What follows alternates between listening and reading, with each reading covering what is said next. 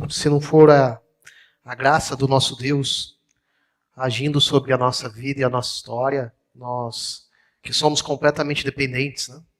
Nós que somos discípulos em missão, é o nosso tema aqui, queremos falar um pouquinho sobre isso.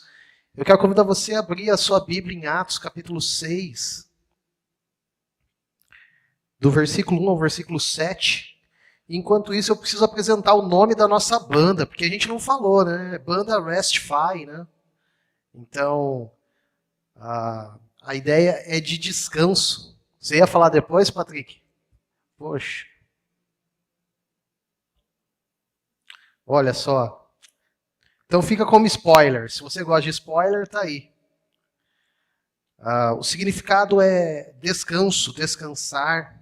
Então, é essa a ideia. Atos 6, versículo 1 a 7, diz assim: Naqueles dias, crescendo o número de discípulos, os judeus de fala grega, entre eles queixavam-se dos judeus de fala hebraica, porque suas viúvas estavam sendo esquecidas na distribuição diária do alimento. Por isso, os 12 reuniram todos os discípulos e disseram: Não é certo negligenciarmos o ministério da palavra de Deus, a fim de servir às mesas. Então escolham entre vocês 7 homens de bom testemunho, cheios do Espírito Santo e de sabedoria. Passaremos a eles essa tarefa e nos dedicaremos à oração e ao ministério da palavra. Tal proposta agradou a todos. Então escolheram Estevão, homem cheio de fé e do Espírito Santo, além de Filipe, Prócoro, Nicanor, Timon, Parmenas e Nicolau, um convertido ao judaísmo proveniente da Antioquia. Apresentaram esses homens aos apóstolos, os quais oraram e lhes impuseram as mãos. Assim, a palavra de Deus se espalhava, crescia rapidamente o número de discípulos em Jerusalém e também um grande número de sacerdotes obedecia à fé. Feche os seus olhos, nós oraremos. Ó Deus, obrigado pela tua palavra. Palavra essa que compartilharemos e te pedimos que o Senhor esteja conosco, derramando graça e unção do teu Espírito Santo e possamos aqui servir ao Senhor com alegria. O Senhor é bom e tem cuidado de nós. Amém. Eu não sei você, mas muito daquilo que o Patrick, não o reverendo, o Patrick presbítero, ele é presbítero da nossa igreja em Montemor, muito daquilo que ele falou na última música teve uma identificação pessoal. 2024 não começou bem para minha casa, para minha família. Minha mãe ficou aproximadamente um mês, até do dia 28 de dezembro de 2023 até 25 de janeiro de 2024, internada no hospital na UTI, quando ela teve alta, e os médicos não identificaram o que ela tinha até hoje. Daí, como a gente gosta de falar, desgraça pouco é bobagem, né? Eu vou usar uma frase que vem a seguir, mas eu vou explicar ela depois. A minha esposa ficou grávida. Tá, desgraça pouco é bobagem, porque não teve uma semana que a minha esposa não teve um sangramento durante a gestação. De 15 em 15 dias nós estávamos no hospital e no meio de tudo isso, no mês de agosto, nós descobrimos que ela tinha o colo do útero curto. O que significa que as mulheres teriam que ter em torno de 40 milímetros de colo de útero, a minha esposa tinha 11. Então o bebê poderia nascer com 22 semanas. E foi nessa hora que nós pedimos socorro para a igreja, para o nosso presbitério, e eu soube que a igreja aqui esteve em oração por nós. Então a minha palavra é de gratidão. Mas desde então a minha esposa, ela está de repouso. Ela não só sai de casa para ir para o hospital, mas com a graça e misericórdia do Senhor Jesus, nós chegamos em 33 semanas e 3 dias hoje. Então, Deus tem sustentado a nossa casa e o nosso lar. Se nascesse com 22 semanas, provavelmente não nasceria. Tem outros detalhes que a gente omite nesse contar histórias, então a minha palavra é de gratidão. E entendendo por que eu estou contando isso, é óbvio que o nosso filho, que se chamará Benjamim, filho da felicidade, ou mais literalmente o filho do braço direito, é uma alegria enorme para nós recebê-los.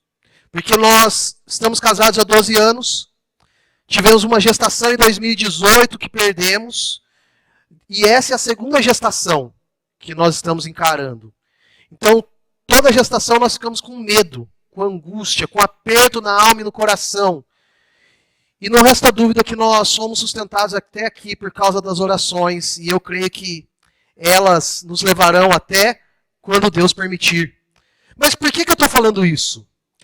Porque o texto que nós lemos tem um destaque muito forte para duas disciplinas espirituais, que o Patrick bem falou agora há pouco sobre disciplinas espirituais, que é oração e palavra. E toda vez que a liderança da igreja, que os discípulos da igreja perdem o foco daquilo que eles precisam fazer para fazerem outras coisas, a igreja começa a perder o seu rumo. Isso significa que os apóstolos, lá em Atos 6, tinham uma missão muito específica, pregar a palavra e orar. Eles não tinham que visitar, eles não tinham que presidir o conselho, eles não tinham que ser presidente do presbitério. O presidente do presbitério está aqui, desculpa. Eles não tinham que administrar e gerir as finanças da igreja. A obrigação deles era pregar. Era isso, para isso que eles foram chamados. E para outras tarefas da igreja, outras pessoas foram levantadas. O que significa é que o reverendo Patrick, apesar de ser um cara especial, inteligente, feio, eu não ia falar que ele é bonito, né? Desculpe, Esther. Apesar de tudo isso, ele não tem todos os dons e talentos, e mesmo que, se ele tivesse todos os dons e talentos e decidisse exercer tudo possível dentro da igreja, ele estaria em exaustão nesse momento, depressivo, doente, enfermo, cheio de luta, e a igreja também estaria assim, porque a igreja reflete a sua liderança, isso é fato. O Antigo Testamento mostra isso o tempo todo. Os reis fizeram o que era mal perante o Senhor. Como o povo estava vivendo? Fazendo o que era mal perante o Senhor. Então, dito toda essa introdução, eu quero falar sobre discípulos em missão, mas eu quero olhar um pouquinho para a igreja, porque afinal é aniversário da nossa igreja aqui. Eu quero falar sobre discípulos e eu quero falar sobre missão. E eu tenho 10 pontos e menos de meia hora para fazer isso. Então, em primeiro lugar, toda a igreja, a minha, a sua, a nossa, todas as igrejas do presbitério têm problemas. Têm as suas dificuldades, têm as suas lutas. Na igreja que estava ali em Jerusalém, a dificuldade deles era a questão da distribuição dos alimentos. Algumas viúvas não estavam recebendo aquilo que deveriam receber dentro daquela comunidade. E isso estava gerando outros problemas, porque um problema sempre chama outro, né? Nunca fica em um só. E quando você resolve um, parece que tem sempre outro. E o problema começou com o não atendimento daquelas viúvas. Daqui a pouco o problema passou para a fofoca, para a intriga, para a rixa dentro da própria igreja. Então, o que eu quero dizer é que nós enfrentamos lutas e problemas, nós enfrentamos dificuldades. Isso faz parte da nossa humanidade e isso significa que nós, como igreja do Senhor Jesus, não somos perfeitos. Perfeito é o Senhor da igreja, mas nós, enquanto comunidade, enquanto instituição, enquanto pessoas que estão aqui, falíveis, temos as nossas lutas diárias e as nossas dificuldades diárias. E é difícil lidarmos com tudo isso. A palavra no texto ali é gogomos, que significa queixa, que é a mesma palavra usada no Antigo Testamento, só que na Septuaginta, e não na Bíblia Hebraica Stuttgartense, que é usada normalmente para traduzir as nossas versões, é a mesma palavra usada pelo povo reclamando da liderança de Moisés. Então não é uma reclamação qualquer, é uma reclamação assintosa, forte, uma queixa profunda. Eles estavam sentidos por causa daquilo. E sim, há lutas dentro da igreja que são exatamente assim. Agora, quando nós enfrentamos lutas, você pode ser uma pessoa que é proativa, você pode ser uma pessoa passiva, você pode ser uma pessoa que não está nem aí, mas o que o texto mostra é que eles olharam para o problema com seriedade e buscaram tratar esse problema. nesse sentido, entra o meu segundo ponto. A igreja precisa caminhar em concordância, sem dissensões. Se você observar bem, assim que o problema chega, assim que as intrigas começam a surgir, que os conflitos entre as viúvas gregas e as viúvas de língua hebraica começam a surgir no meio do povo, eles começam a olhar por isso e a tratar isso. E daí você começa a observar os termos que são usados dentro do texto. Você tem alguns deles. O primeiro é a palavra grega motetes, que significa aprendiz. Todos os que estavam ali eram aprendizes, ou melhor dizendo, para ficar no nosso contexto de tudo que nós estamos vivendo aqui como igreja, discípulos. Todos nós estamos aqui para trocar experiência uns com os outros, e isso é algo extremamente abençoador, porque o processo é mais ou menos assim: você está aqui, com pessoas que estão abaixo de você, você ensina. Com as pessoas que estão no mesmo nível de você, você troca figurinha. Com aqueles que são mais vividos e experientes, você aprende deles. E com eles. E essa é a bênção e a dádiva de sermos motetes, aprendizes.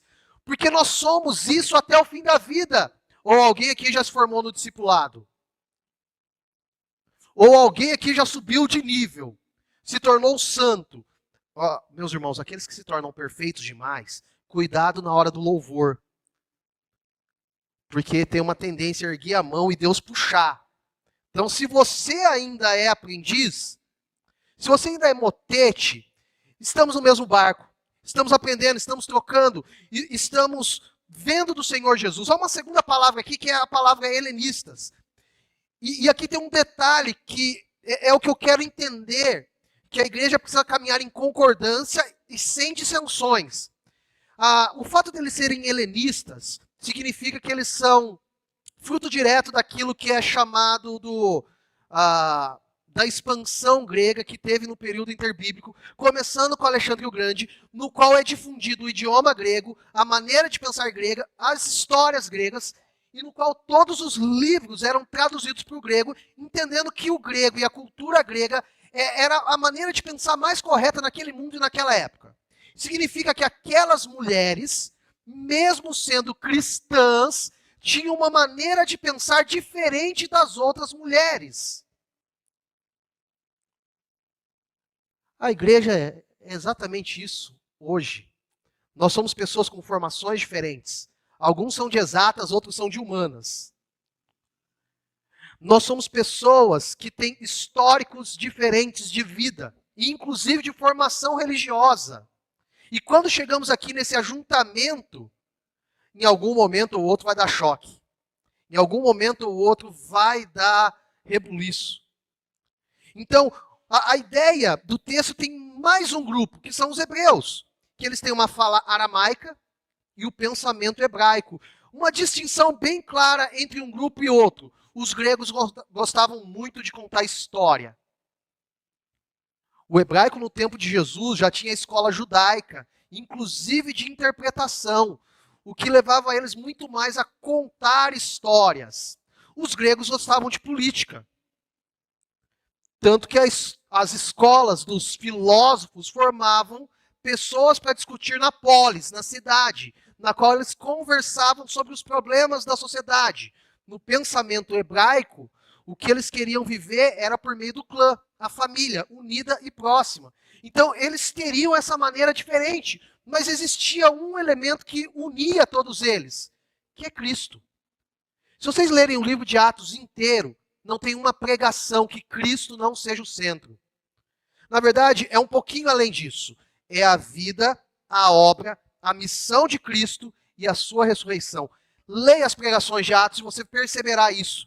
E era isso que estava unificando aquela comunidade. Então perceba, mesmo diante de problemas, há algo que amarra a igreja. E daí eu preciso entrar no terceiro ponto. A igreja precisa de planejamento e estratégia. É falar a palavra estratégia e lembrar de tropa de elite, né? Não tem para onde fugir. Tá bom, se você não tinha lembrado, eu acho que eu ativei alguma memória aí na sua cabeça, tá? Apesar de eu entender que planejamento estratégico que nós fazemos hoje da igreja é um pouco diferente daquilo que é apresentado em Atos 6, há uma espécie de estrutura que eles estabelecem aqui para que os trabalhos e as pessoas sejam atendidas. Há um grupo que vai ficar com um determinado trabalho e outro grupo que vai ficar com outro. Você vai perceber logo em Atos 7 que os trabalhos vão se confundir. Estevão e Filipe estão aí para provar isso. Porém, entretanto, todavia, contudo, destarte mais. Porém, não obstante, mesmo assim, há uma estratégia, há um plano, há uma ideia daquilo que a igreja precisa seguir. E eu achei extraordinário os avisos aqui hoje. Primeiro, como o pastor gosta de dar aviso, né? Jesus! Em todo lugar, Patrick. Mas lá em Montemor é o Antônio Luiz, não eu. Ele que dá os avisos, né? Então, é mais ele que eu. E também não é uma crítica não, tá? É só como o pastor gosta mesmo, né? Mas, gente, eu estava quase dando meu nome para a cantata. Foi quase assim, foi por pouco. E como repetiu missão e discípulos, e como isso fica no nosso coração. Gente, é sobre isso. O ponto é, a igreja precisa de planejamento. Por que essas palavras repetem? É um conceito pedagógico, tudo aquilo que é repetido fixa na nossa mente, no nosso coração. E aquilo que fixa na nossa mente, no nosso coração, produz frutos na nossa vida e na nossa história. Não é à toa. E daí aquele vídeo do site? Aquele vídeo do site. O tecladista da banda aqui, o Lucas, ele pegou e falou assim, vocês têm um site lá na igreja de Montemor? É porque ele é desviado, ele não é presbiteriano, tá? Hoje não foi com você, viu? Tem tempo. Até o fim do culto ele se converte. Ele perguntou assim, lá em Montemor tem um site? Daí eu, não tem. Daí vocês estão perdendo tempo, hein? Ó, eles já estão aqui, ó, abençoando a comunidade. Mas olha, o fruto desses avisos é fruto de planejamento, de pensar, de orar, de refletir, de entender a visão e a missão de Deus para essa igreja, para essa comunidade aqui em Campinas, em especial no Taquaral. E quando eu olho e penso nisso, eu olho para esse texto e vejo que aquilo que essa comunidade está fazendo é aquilo que em Atos 6 eles planejaram fazer. Aquilo que era necessário, planejamento. Eu li alguns anos atrás um livro que o título era 8 Hábitos de um Líder Altamente Eficaz. Era um livro de células, de grupos pequenos. E tinha uma frase que eu repito ela sempre, que é, se você não planeja, você planeja falhar. Se você não planeja as coisas, você já planejou falhar. Entendendo isso, a igreja do Senhor Jesus não está aqui para viver de maneira no improviso. Tinha um programa num canal que era Tudo Improviso. Era esse o nome do programa. É Tudo Improviso. Nós não fomos chamados para viver no improviso. Na verdade, improviso é um termo usado na música que parece que você está fazendo algo livre, leve, solto. Mas para alguém de fato improvisar na música, ele precisa estudar muito e ter todo o material na cabeça, nos dedos e no coração antes de improvisar. Não é fácil fazer isso. Não é fácil. Então, igreja que planeja vai ser abençoada e crescerá. É isso que vai se repetindo no livro de Atos, né? E o Senhor ia acrescentando dia após dia os que eram do Senhor. Quarto lugar, a igreja precisa de parceiros no projeto. Os apóstolos estavam ficando sobrecarregados, eles tinham que pregar. A igreja de Jerusalém já tinha muitos membros. E essas necessidades, se eles fossem atender, esgotaria mais ainda aquilo que eles tinham e tiraria eles do foco e da prioridade que eles precisavam cumprir. Nesse sentido, você tem uma palavra aí que algumas pessoas falam que é e não é. Algumas pessoas dizem que é o texto de instituição dos diáconos, outras pessoas não entendem. Porém, entretanto, contudo, todavia, não vou falar todas de novo, a palavra servir no texto é a palavra diácono. É essa palavra usada ali. Ela está presente no texto.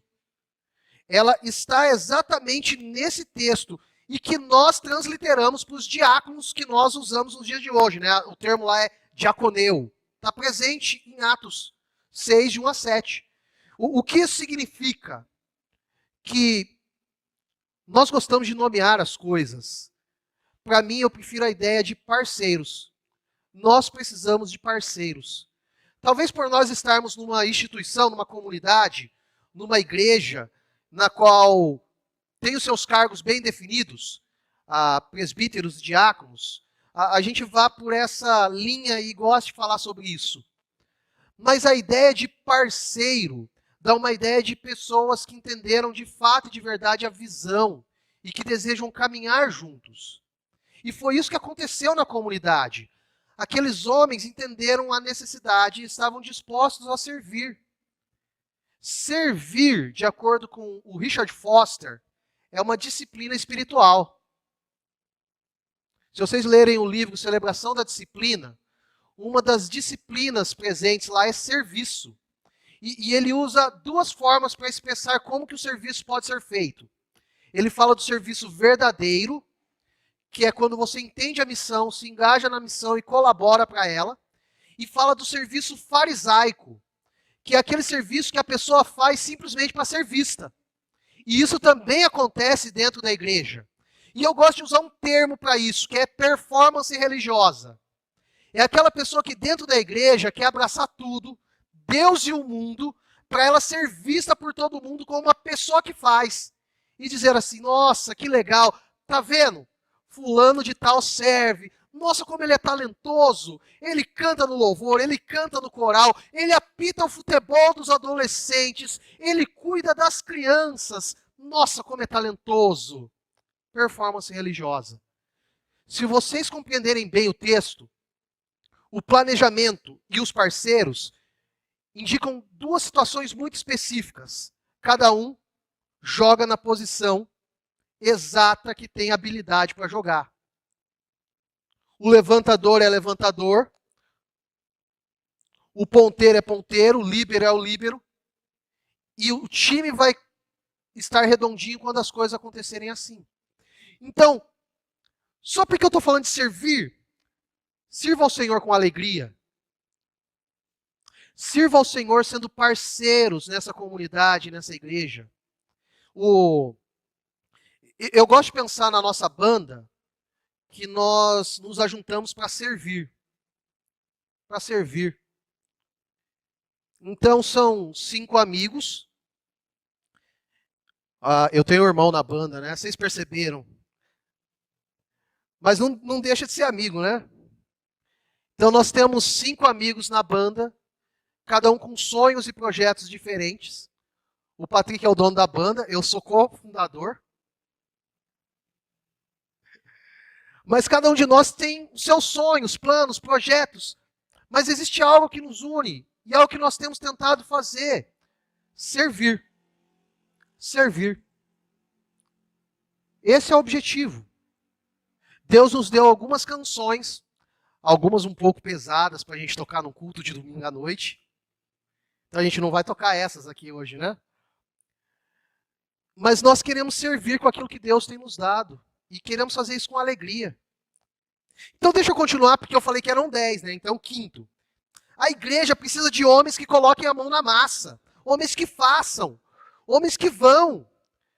Nós vivemos nos dias de hoje uma sociedade que tem 2 aspectos. Primeiro, o feminismo, falando para a mulher assim, você mulher precisa ser livre, viver e fazer o que você bem entender. E com isso elas têm colocado a mão na massa. Biblicamente falando, todos aqueles que assumem uma função que não é sua vão se esgotar rapidamente. Isso serve para as mulheres também. Não estou falando que você não deva trabalhar, que você não deva estudar, que você não deva gerir a sua vida. O que eu estou falando é quando você assume um papel que não é seu, você vai adoecer, mais cedo ou mais tarde.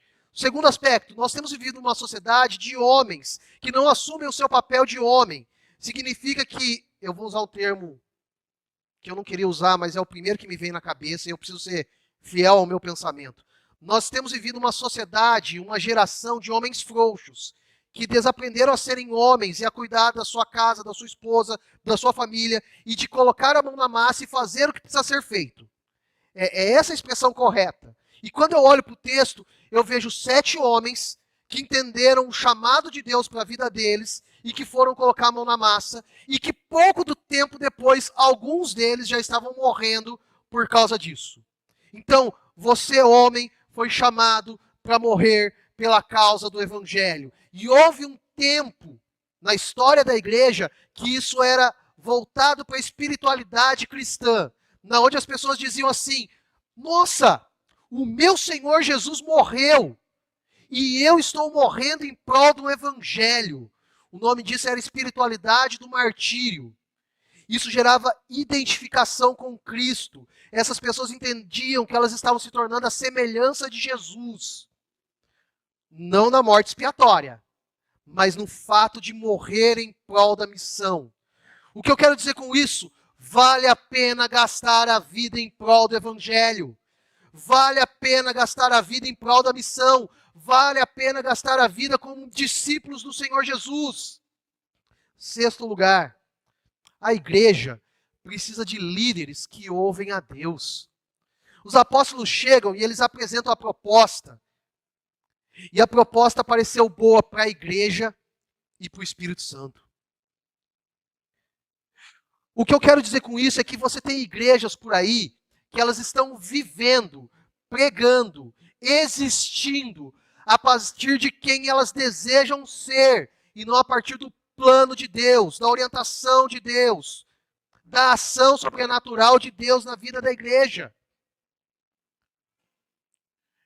Eu estava prestando atenção enquanto o Patrick falava, e quando ele falou assim que ele tinha proposta para todo mês de novembro, a fala dele foi assim: o conselho planejou, conversou e orou, e percebemos de Deus esses planos.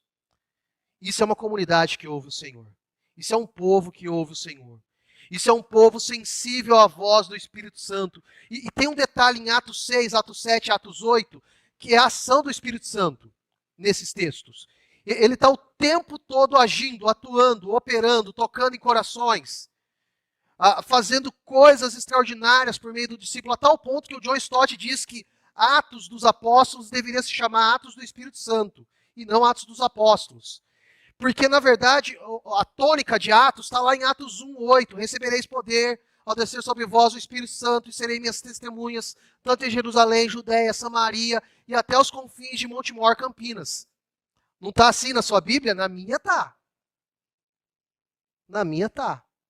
O que o texto está querendo dizer é que o tempo todo, enquanto eles estiverem em Jerusalém, enquanto mudarem para uma região geográfica próxima, um pouco mais distante, até os confins da terra, que naquela época era Roma, o Espírito Santo agiria, atuaria, seria o meio pelo qual a igreja seria edificada. É impossível sermos igreja sem ação do Espírito Santo. E meus irmãos, eu sei, nós somos presbiterianos, e falar do Espírito Santo de vez em quando parece estranho para nós, mas não deveria ser. E quando nós falamos do Espírito Santo, nós ficamos com medo de parecermos pentecostais, mas não é isso. É simplesmente entendermos que nós carecemos do Espírito Santo todos os dias, para sermos igreja e para vivermos como igreja. Então, em 7º lugar, a igreja precisa de líderes que têm vida em santidade e devoção. Se vocês repararem, o texto no versículo 3 vai dizer assim: escolham 7 homens de bons testemunhos, cheios do Espírito Santo e de sabedoria. Algumas igrejas por aí, lá na França, não aqui na nossa região, colocam as pessoas pela posse que tem na liderança, pela influência que tem, pelo número de seguidores no Instagram, ou por coisas parecidas com essa. Quando a definição de quem deve fazer parte da igreja, e isso deve surgir do meio dos discípulos, são aqueles que de fato e de verdade são homens que entenderam a sua vida como pessoas que vivem em santidade e devoção a Deus. Santidade, eu estou falando de uma maneira a fugir do pecado. Fugir do pecado tem um duplo aspecto. Toda vez que eu falo de santidade, eu preciso lembrar isso. E esse duplo aspecto é o seguinte: quando você se depara com uma situação em que você pode pecar, sai correndo. foge, corre. Para usar a linguagem dos dias de hoje, dá a linha na pipa. Mas também há situações em que santidade é fruto da ação do Espírito Santo na nossa vida. Um dos 5 pontos do calvinismo, na verdade é 5 pontos da soteriologia calvinista, vai falar da perseverança dos santos. E que nós entendemos ela de uma maneira um pouquinho equivocada e afirmamos que somos nós, na nossa força, no nosso braço, que nos tornamos santos. Mas o que o cânone de Dort quis dizer é que é uma ação de Deus sobre o ser humano que o habilita a viver em santidade. Mas quando a gente estuda Ordo Salutis, a ordem da salvação, as doutrinas da graça, um dos pontos é a santificação. E lá a maioria dos teólogos, Wayne Grudem, Berkhoff, Charles Hodge, Calvino, dentre outros, vai afirmar que a santidade é a única parte da doutrina da graça em que há um duplo aspecto, a ação de Deus e a ação do homem. O que isso significa? Que eu e você, sim, podemos fugir do pecado, e sim, a ação do Espírito Santo sobre nós. E são homens e mulheres assim, que precisam fazer parte da liderança da igreja. Há um outro aspecto, devoção, como eu já falei, de disciplinas espirituais, eu vou encurtar aqui. Eu falei que eram 10 pontos, são 9. Então, o 8º e penúltimo, né? A igreja precisa saber claramente para o que ela foi chamada. O que estamos fazendo em Campinas? Para que nós somos chamados aqui? Os apóstolos sabiam para que eles foram chamados. Oração e palavra. Oração e palavra. Eugene Peterson, pastor de pastores, ele diz que a função pastoral tem 3 elementos: orar, pregar e aconselhar. O texto de Atos 6 só mostra 2. Só mostra 2. Eu acho que nós estamos com acúmulo de função. Acho que estamos com acúmulo de função. É por isso que nós, pastores, precisamos de vocês. 9º lugar. A igreja de Jesus é naturalmente orgânica. A igreja de Jesus não é uma empresa. A gente, de vez em quando, define visão, missão, objetivos e coisas assim, mas a gente precisa dizer que é orgânica. É um organismo vivo, são pessoas. Ninguém chegou aqui na igreja e está sendo demitido. Muito pelo contrário, nós somos aceitos e acolhidos. A igreja de Jesus, por ser orgânica, ela tem multiplicidade de pessoas, várias delas. E ao mesmo tempo, a igreja não é um gueto. Você consegue entender isso? Se ela é um organismo repleto de pessoas e pessoas diferentes, ela não é um subproduto da cultura que forma um gueto. Ela é viva. Nesse aspecto, a igreja do Senhor Jesus é digna de ser amada. E daí eu volto para o começo. Estavam reclamando da igreja do Senhor Jesus. Ela merece ser amada. Precisa ser amada por todos nós. Então, para eu encerrar, eu vou só ler as aplicações. Como comunidade, como igreja, precisamos caminhar em unidade. É necessário isso. Fundamental. Segundo, como líderes, pastores, presbíteros, diáconos, professores, líderes de pequeno grupo, precisamos entender o nosso chamado e, posterior a esse entendimento, responder a ele. Tem gente escondendo talento, tem gente escondendo ouro, tem gente fugindo de Deus e da missão que Deus deu para ela. Terceiro, como pastores, e agora somos nós precisamos indicar o direcionamento para o povo de Deus. Nós somos líderes, né? Lá em Apocalipse fala ao anjo da igreja. Então, nós temos essa incumbência. E não somente de jogar para a comunidade, mas de entender aquilo que Deus tem para nós e dirigirmos esse povo para isso. Quarta aplicação. Como indivíduos, eu e você, precisamos de uma vida vibrante com Deus. Eu gosto de 2 palavras: intensidade e intencionalidade. Você busca Deus de forma intensa, de forma intencional. É isso que eu quero dizer por vibrante. É isso que marcou aqueles 7 homens, que marcou os apóstolos, que foram homens chamados por Deus e que fizeram rebuliço no mundo. E que nós possamos fazer esse rebuliço em Campinas, Hortolândia, Montemor, e onde Deus colocar a nossa vida e a nossa existência. Posso orar com você? Feche teus olhos.